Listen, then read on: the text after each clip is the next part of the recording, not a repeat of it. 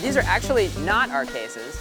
This is another case company that made some standardized cases for a client of ours, which is Studio 46 Media, who are great guys. We love working with those guys. They reached out to us just to see if we could retrofit the cases, which we don't usually work with a lot of other manufacturers' cases, but if you ask us to, we will. So this is one of those projects. So our client wanted us to turn them into motor cases. So they have half-ton CM motors in them. We've got two of the cases set aside here, so this is the one that is finished on this side, and then this is the other one without anything in it. So we're just going to try to show you just kind of how it works and some of the things that we talked about and some of their goals. So one of the challenges that they had was they wanted to put two motors in it, and then they also wanted to have their feeder cable, which is just an L520 power cable, to power them in one case. And then they also had two pickle switches and two L520 to Edison adapters to go in this existing case. One of the things that we always try to do here is put ourselves in the client's position. So if we're designing a case, we always try to think about the person that's going to be using them in the field. And anything that we can think of to make it easier for a client to use a case, we always try to add that in. So they said that they wanted to have cabling and then the motors in the cases.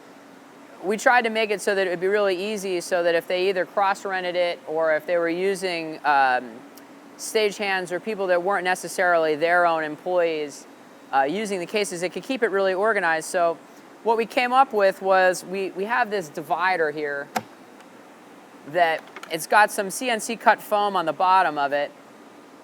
And basically what this does is it holds the motor down and it lets the static hook, or excuse me, the chain fall over the top. So it's holding the motor here and here, and then the hook is actually in this area right here.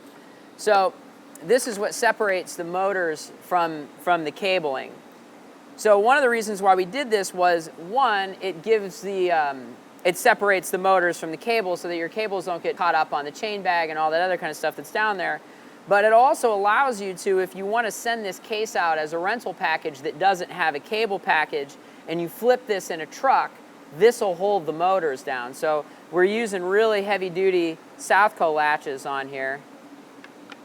And this will support the weight of the motors and the chain bag in the case. So we did extensive testing just to make sure that that would work. You know, we never want to sell an idea to a client without testing it, so we know that that works.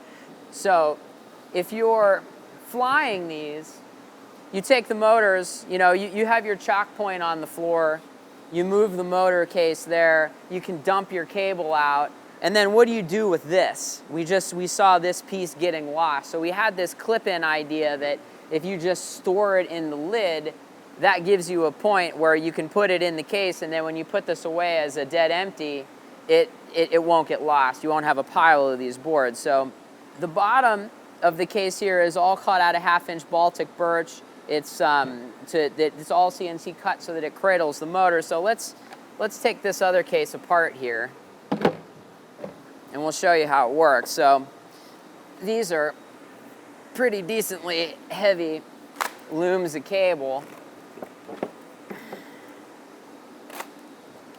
So you can see here is where the bottom is. So this particular client has mountain box stage bags for the chain. So the two chain bags stay on the bottom of the case here, or in the center rather. And then we have it, so all you do is there's a gap between the two of them. So when you have your male and your female twist locks, all you have to do is just stack it in here like this.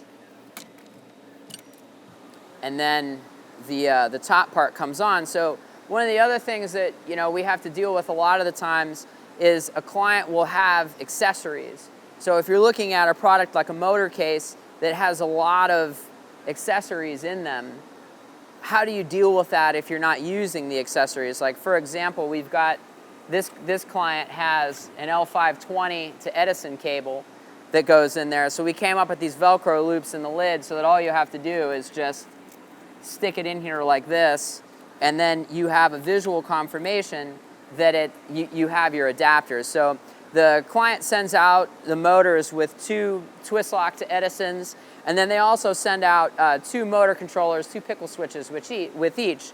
So we have this in here so that you can, if you're checking something out in a rental application, or if you're a client or you're checking it back in once the rental's done, you have a visual confirmation that all of your parts and pieces are there, which is hugely important for just, if you've got a client on the phone and they said that they didn't get something, they can very quickly look at the lid of the case with all the parts in it instead of, looking at a key guide or a pull sheet just to make sure that it's buried in a box someplace. So again, this is just a quick spotlight. I thought that this ended up being a really cool project for just making a very simple thing like a motor trunk, just having a bit more logic behind it to just help people that deployed it in the field. So if you have any questions, you can email us at info@lmcases.com. Our website is lmcases.com.